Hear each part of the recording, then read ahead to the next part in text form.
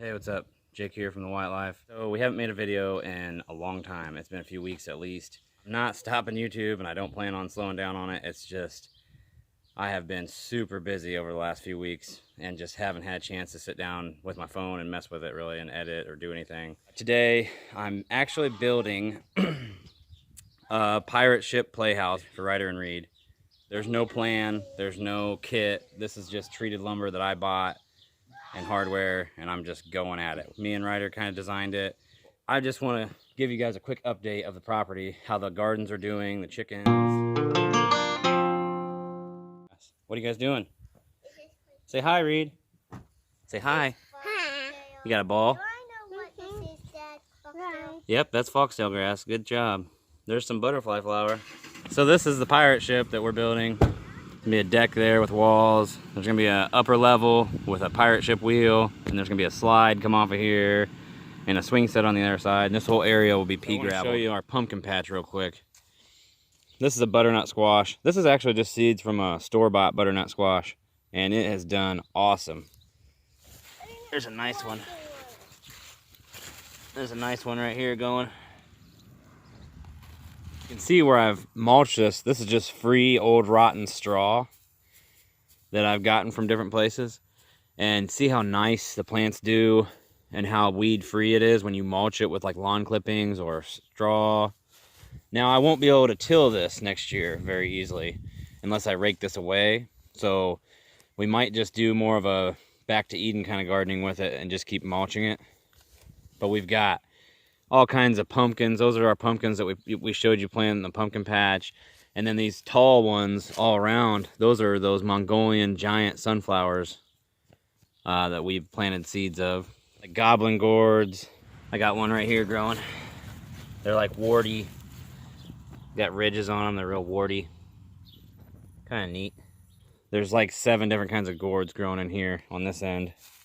There's watermelons in here, cucumbers. Here's our zucchinis that are, most of them are doing really well. I have green zucchini and yellow zucchini. Getting pretty big. So here I have a spaghetti squash, which is doing really good. I have a lot of spaghetti squash. We like those. And look at this. This is a blue Hubbard squash. I don't know if you've ever seen these. They're supposed to be really good for you when you eat them, health-wise. And one thing we have had a little bit of problem with, like see how this part of this zucchini is like all wilting and getting nasty. They have vine borers, which is like a small insect that they lay their eggs on the stems and they hatch out and they and they carve out the stems. Yep, that's what it is, Ryder. You're right. And they bore out the stem. Yeah, they bore out the stem. Their larva gets in there like a little grub and bores the stem out, and it kills the plant. So I've got a couple of them doing that. And the Hubbard squash, they really like blue Hubbard squash, so that's kind of an issue. But most of the stuff's growing pretty well. We have a ton of spaghetti squash. They're just going all over the place, which is really good because we really like spaghetti squash to cook with like red sauce meals and stuff. But it's also easy to store for long periods of time. They'll keep for a long time. But see, we got yellow squash here. And this apple tree, so the first 2 years we've been here has not had any fruit. So this winter I cut a lot of it out. I thinned the tree out quite a bit and did a lot of selective pruning, cut a lot of dead out of it. And you can see this year it is loaded with apples. There are just a ton on it. It's dropping a lot of them, but it's got a lot of fruit on it this year. Some more rotten straw here that I just got for free from a local business. But yeah, you can see where I mulch, there's no weeds. Keeps an even moisture level for the plants, which is healthier for them. Our foodscape is doing really well. Yep. Look at the size of that. Put your hand by that, Ryder. Look at the size of this blackberry compared to Ryder's hand. That's huge. But yeah, it's doing real well. We have some tomato plants we planted here. That's a gooseberry. That blueberries aren't doing too well. They don't really like our area. That's a dill that we grew. More blackberries. Thyme, sage, parsley that we grow. More blackberries, rhubarb. This is a tomato. Here's a volunteer watermelon. that came from something that must have been out here last year. It's got one on it. We're just gonna let it go. We got Indian corn here and black oil sunflowers throughout all of it.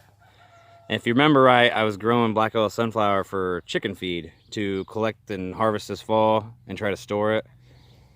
And this is an heirloom type of popcorn, just this section right here. So this is what we get to see all the time now.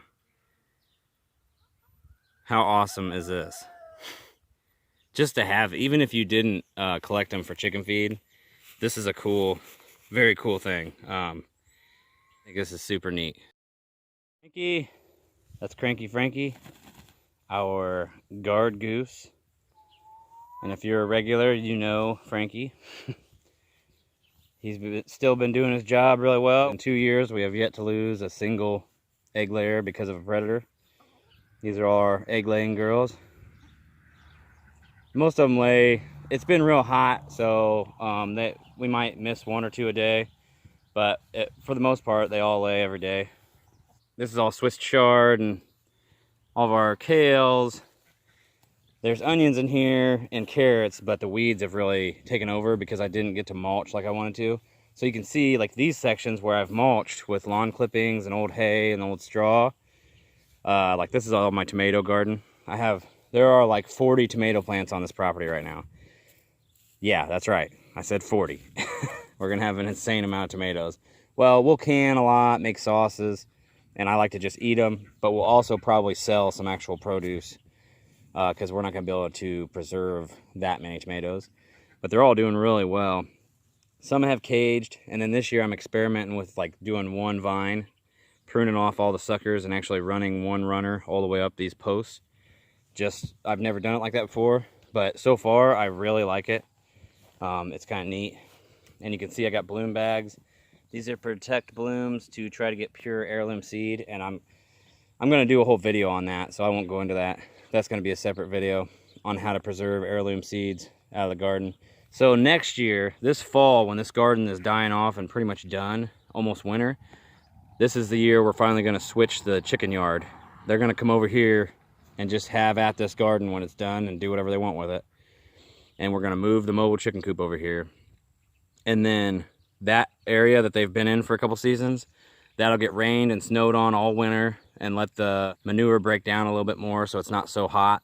And then next spring, I'll till all that in, and that'll be the food garden for a couple years again. And every couple years, we're just going to do that to replenish, rebuild the soil with mulching like this, and rebuild the nutrients with the chicken and the geese and ducks, all their manure, and then picking and creating compost through all the kitchen scraps will create more nutrients. It'll create a richer soil. Kind of replenish it every couple years. This is our okra. This is all mulch, so you can actually get in here. Is this okra you can pick now? Don't pick it today. Maybe tomorrow. Now we're starting to get a mini harvest of okra like every day. There's actually 4 varieties of okra here, 4 rows. But they are just going to town. You can see they're just doing really well. I think this one's called Crimson Okra. There's one right there. Pretty neat. I've never grown okra before, but I really like pickled okra and fried okra, so that's pretty cool. Here's our Ruth Stout sweet potatoes and regular potatoes, which those are about ready to pull. They're starting to die off, so they're about ready to harvest. But that's just matted down old rotten straw that they're planted in. Here's our sweet corn, which it's just crazy weedy. I haven't hoed it or anything. There's more black oil sunflower, but this is all 4 rows or 3 rows here is our sweet corn. But this is actually our seed from last year. It's Ambrosia sweet corn, an heirloom variety. And I actually collected the seed and dried the seed. And when we planted it this year, it was like 100% germination rate. I mean, every seed we planted germinated. You can hear behind me, this is that one chicken tractor that has the open top. We got all our ducks, and watch out, Ryder. I got it. Handful of chickens in here, and all our ducks and stuff are in here. About 8 or 9 ducks. This gets moved twice a day on fresh grass. This got mostly roosters in it. Almost all these will be meat birds. We are gonna save a rooster or 2 so we can start to breed our own chickens. But these are all just mainly for meat. I wanted to show you this too. I cleaned this corner out. Back there's my junk pile. That's where all the boneyard, we call it. Just a bunch of free fencing and fencing stakes, fence posts, and that's where we store it because it's kind of out of sight. But here I cleaned this area out and used this old treated decking I got from a place for free and just built a makeshift dirt bin basically. And I have access now to rotten wood chips. That's like a composted wood chips kind of deal. And it makes a great potting medium. I'm just in the beginning stages of experimenting with it as a potting medium. This pear tree that almost died, it's starting to fruit this year and doing really well. It's got a lot of pears on it. You can see this whole side I had to take out because it was all dead and diseased, this whole half of the tree. So I'm training limbs as they grow out. I'm tying them and training them to grow out sideways so we can get sideways growth out here and fill in this side of the tree. Randomly around the property, like right there in this little bed, there's a pepper there, rattlesnake pole beans. I have random tomatoes and squash just stuff all over the place because I had so many extra garden starts. I did not want to show you the greenhouse right now because it's a mess and I got weeds growing up in it, but I'm going to show you anyways. We're going to go in. It's very weedy because I never put a mat down. I never put a floor barrier down. So I've been experimenting with angel trumpets. A guy I know from town has been really nice and given me a bunch of these for free. And so I've been experimenting with cuttings on them and all this stuff. Angel trumpet, it's Brugsmania or whatever. I forget how you say it. The big angel trumpet flowers hang down. I have all kinds of other experiments going on. Those are just leftover watermelon. Here's some peppers. See, these are cuttings I've been doing of stuff like basil and the angel trumpets and elderberry. So this is that potting medium I'm experimenting with. So we'll see how it does. This is common milkweed. I was doing milkweed experiments, seeing if I could germinate native varieties and grow them as perennials, like in pots. And this is common milkweed. It did really well. This is just some basils that I'm putting into different stage pots, trying to get bigger. This is a bunch of different wildflowers, varieties, native to our area. Those are peanut plants. Here's like purple milkweed, swamp milkweed. They're doing really well. These are some elderberry cuttings I got, different varieties. So I just still have a lot of projects going on in this greenhouse. I made windows in it a while back. I have a lot going on, as usual. I'm excited to be able to do all this stuff, but it's a lot of work. That's just kind of how it has to be. If you want to get stuff done, and you know what I mean, and you have visions to do this kind of stuff, you just got to go for it and get it done. You got? There you go. Oh, what is that? Ah! Mommy get you a Nerf gun? Oh, what? Cora just got back from garage sailing. Very easy. Oh, nice. That is a nice, look at this. Maybe the next video I make, you guys, won't be all shaky. Cora just got me a nice tripod. My other one broke. And then I had a cheaper one and it's kind of breaking. This is nice. It's got a handle.